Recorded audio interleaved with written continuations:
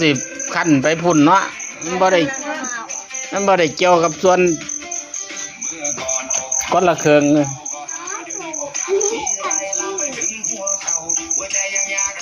ที่เคยกินจะต่อเคยกิน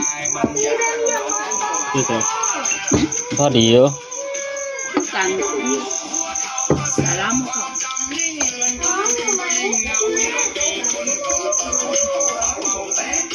บ้าเสียงนี่มันคือเขากับที่อยู่ตัว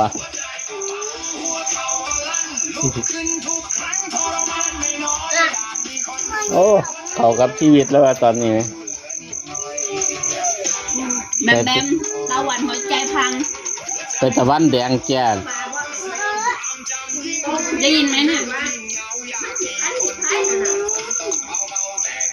ไปตะวันไปแดงไปเต้นในหัวเขาเจ้าหายเสื่อม